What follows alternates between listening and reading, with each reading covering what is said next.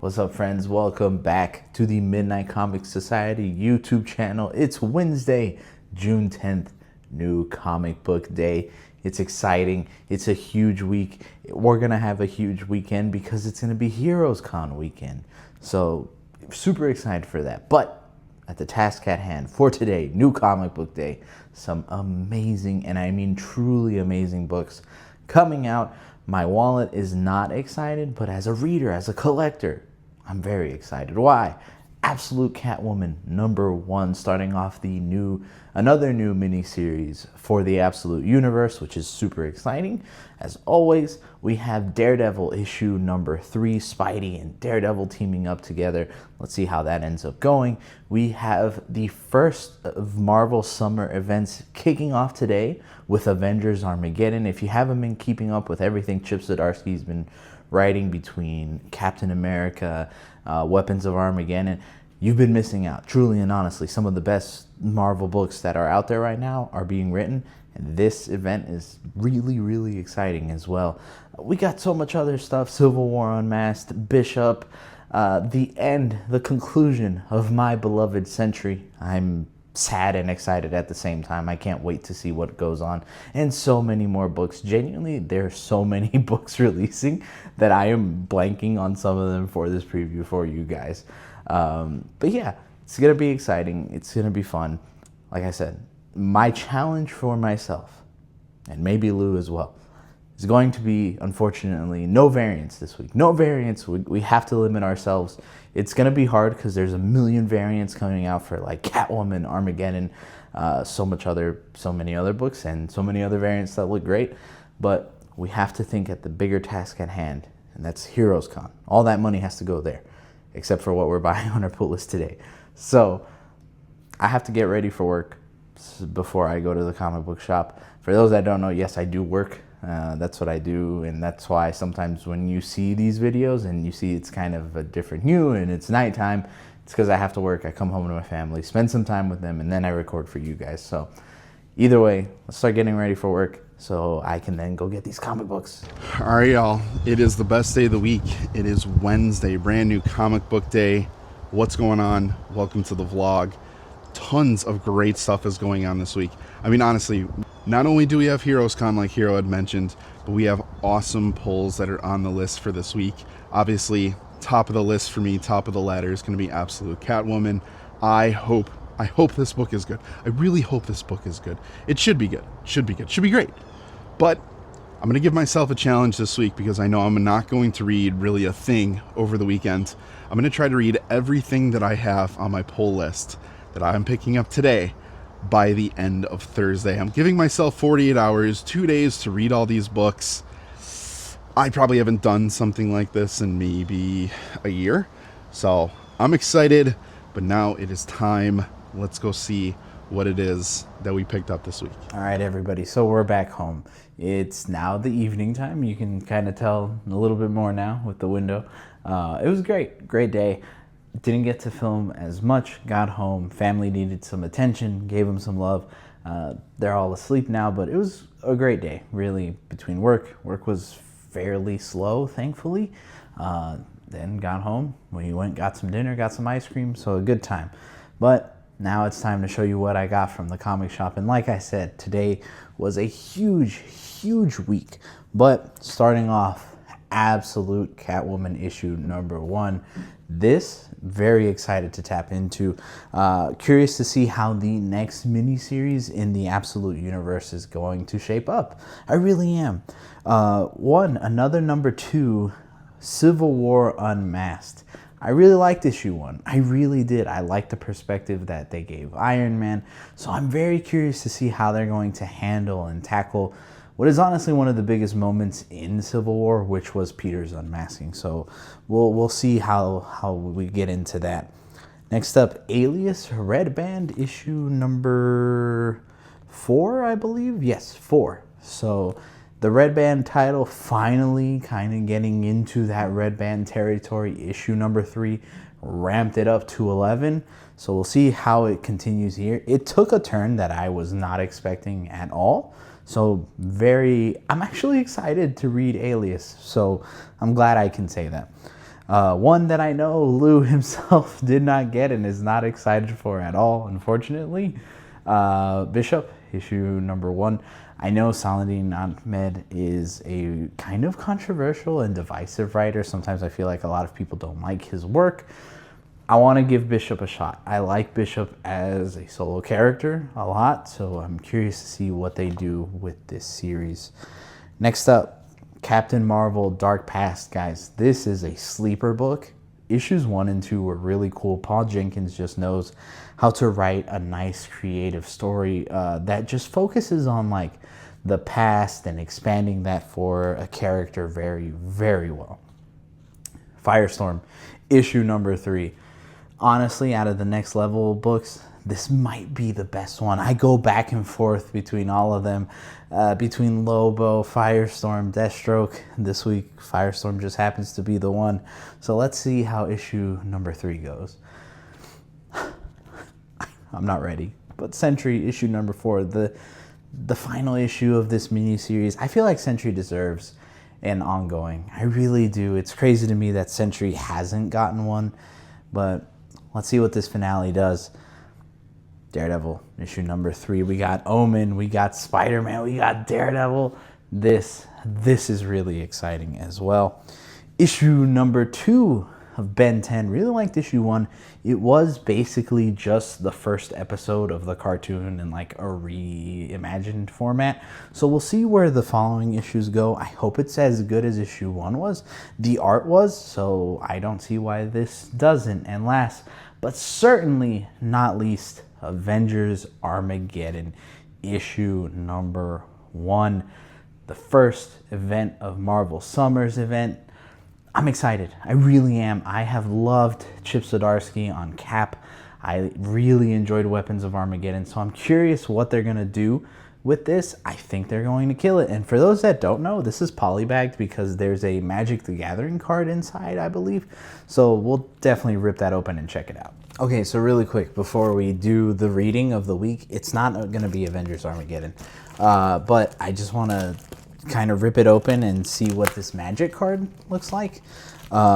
Magic is not a card game I ever like played growing up, but I think it's really cool how they're tapping into like all the nerd fandom. So between like, I think Marvel was the first big one, and I might be wrong on that, but at least the first big one that I saw that hit kind of more of the mainstream. But now they're doing like Ninja Turtles, Avatar: The Last Airbender. I think they did like a Final Fantasy one, which I think is actually pretty cool. So let's see if I can find this card wherever it may be. Okay, so it was like in the back of the slip cover that they gave, which is the back of the book. But Warstorm Surge, take a look at it right there. It is basically the Ryan Stegman cover, just in a card form, and this is actually really cool. I think Ryan Stegman is one of my favorite like artists of all time. He wrote, or he was the artist during Donny Cates' Venom run, so his artwork for me is genuinely top tier. So anytime I can, I try to get Stegman covers. The only reason I didn't get it this week was because of Heroes Con. So yeah, very cool Magic the Gathering card. I believe every single copy of issue 1 gets a card, so that's really cool. All right, so I pretty much have made it through majority of everything that I picked up this week. This week was a really good week for books. Like it was fun, and with Heroes, just doing the little challenge of trying to read everything by tonight and that recording, it was good. I didn't get through a couple. Barbara Gordon, I still have to read the first issue of that, so I'm going to read that. I have one, I'm going to read 2. But the one thing that's going to stop me from hitting my goal figure, is Ben 10. I got the A cover for the first issue. I pulled the entire series. I had issue number 2 in my hands. I saw on the wall that they had some more, and it was a little bit thicker of a stack. So I walked back over, and I'm like, cool. I'm flipping through, and I'm like, oh, you have variant covers for issue number 1. I like the Forearms dude. So I pick it up, and I forgot as I was going through to check out. I pulled the Ben 10 books to the side. Oh, I picked up number one, so now I have two of them. Didn't pick up issue number two, so now I got to do that. So I think I'm either going to do it tomorrow before Heroes, or I don't know, on the way to Heroes, I might stop by one of the local shops that are in the Charlotte area that I've been to and just see if they have issue number two. So I don't I didn't hit my goal, but I was like 99% of the way there. I do want to talk about this book for just 1 second, though. On our TikToks, Hero Scroll is going to be covering this, so check that out when he posts that up. But Avengers Armageddon. Y'all, I have seen so many different comments about this book. Some people that I thought would pull this book this week didn't even pick it up, which I was really surprised, because out of this, Queen in Black, and then the DNX stuff with the X-Men, I thought this would be the most appealing. Like, I mean, is it Avengers fatigue? I don't know. But I know a lot of people didn't keep up with the Captain America series. I know people didn't read Weapons of Armageddon. I think that's a mistake. But I know a lot of people are looking at the new hero, Dave Colton, and they're saying, oh, it's a Sentry ripoff, it's a Hyperion ripoff. All y'all have to do is literally just read this issue, and you'll know why he is what he is. But if you're someone who wants not even to just read everything to understand what, this character is going to be, all you have to do is read a little bit of Cap, maybe 2 issues of Captain America, 1 or 2 issues of Weapons of Armageddon, definitely the last one, number 4. And then if you want a little bit more context, you could read Ultimate Impact Reborn. But for the most part, like, Chip Zdarsky knows, I swear, he's in tune. He knows people did not keep up with Cap and Weapons of Armageddon. You could look at the charts and see that people did not keep up with Cap and Weapons of Armageddon. But at the end of the day, I like this issue. And yes, is it a setup? Yes. Does it have a lot of action? No. Is the free comic book day or the comic book giveaway day book more interesting than this issue was? Yeah, it was. But you got to understand, at least from my perspective, my thought, there are a lot of people that they know didn't keep up with this, but because now this is an Avengers book, people are going to grab it off the shelves and be like, hey, what's going on? I think it was a great balance. I thought it was a really great balance. I hope that people stick with this.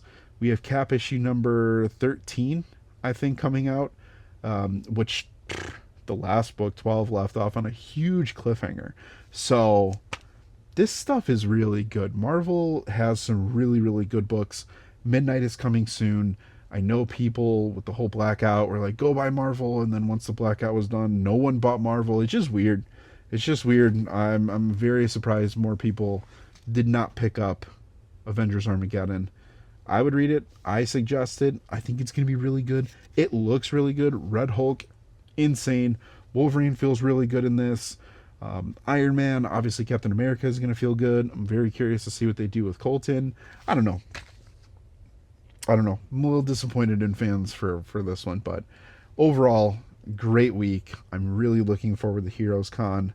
If y'all are seeing this and you're going to Heroes Con this weekend, come say what's up. Midnight Comic Society, Hero Scroll Lou.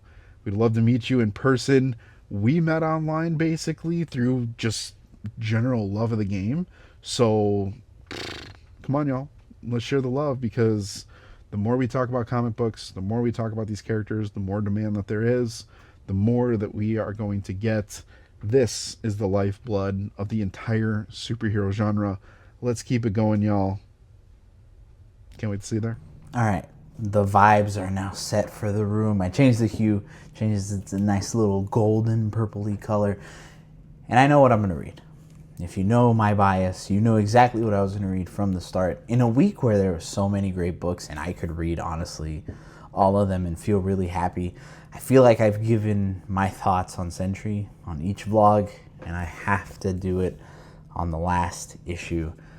So, without further ado, let's go ahead, let's jump into Sentry, let's read it, because We would not be a comic book YouTube channel, and this wouldn't be a comic book day vlog if we didn't read at least one new comic, right? So, Sentry, issue number 4. Let's go. Yeah, this, man, it stuck the landing for me. It really did. I think I have to give this 2 reviews in a way. Let me tell you what I mean. So, critically, I would probably give this book a 4 out of 5 stars. I think it did a lot of things very well. It wrapped up a lot of the things, but it also left many things open to interpretation and a little too open-ended. And I could see how that would lose people, absolutely. However, personally, for my love for Sentry, Robert Reynolds, this was 5 out of 5 stars, easily. They did so much for Sentry. They show you the growth of the character in so many different ways, right? Where I think a lot of people forget that he is actually like almost genius level intellect up there with Reed. Not up there, but, you know, can essentially be very nerdy as well. They show that in here. They show how smart he is and how his plans actually work. They show the relationship that he has with other heroes, and it's finally good. They even towards the end, and spoiler alert, show that he is forgiving himself for a lot of the things that he's done, finally being able to move on, which for those of you that have followed Sentry for a while and kind of know his entire story, you know just how much of a big deal this is for him. So for him to forgive himself, learn that he can control the void, there is ways around it, it's incredible to see. While certain questions are not fully answered, I'm okay with that. I really am. And like I said, this is kind of a spoiler part, but the Kingpin thing doesn't really get answered fully. We don't know what his intentions are there. You can kind of be left to assume that Sentry is controlling the void by allowing him to do bad to other people, or to other bad people. And in this case, Kingpin was the one. But I also read this as there's something else that the Void is planning.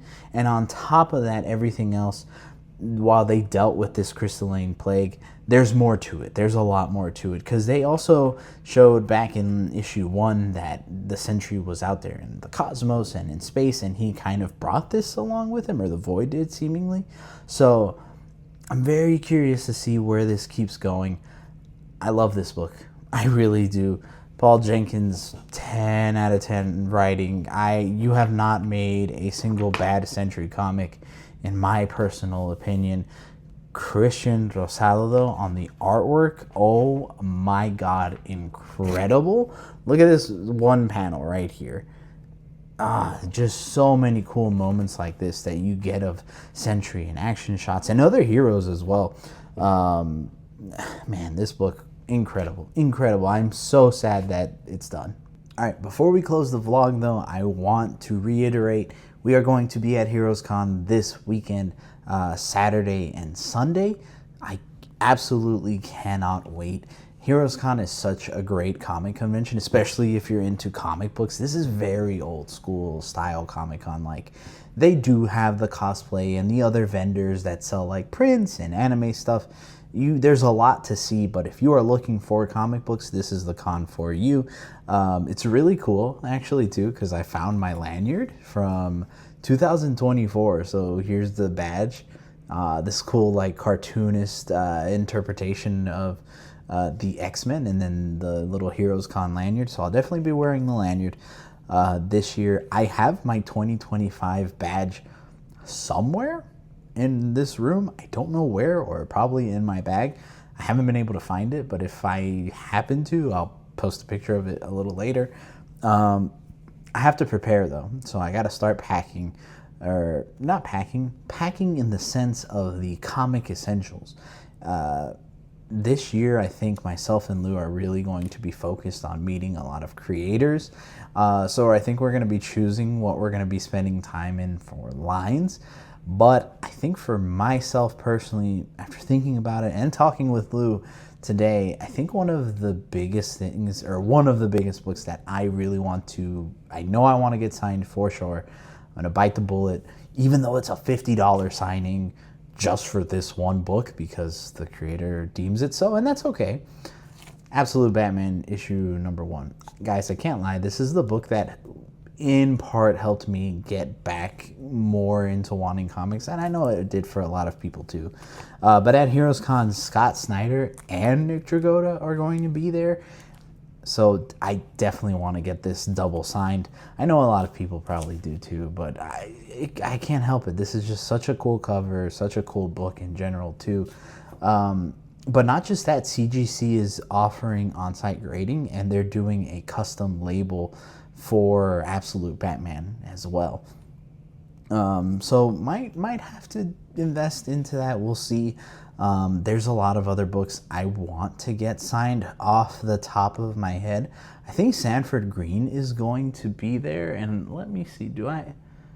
I don't have it. I thought I had the Marvel DC Superman Spider-Man that he did.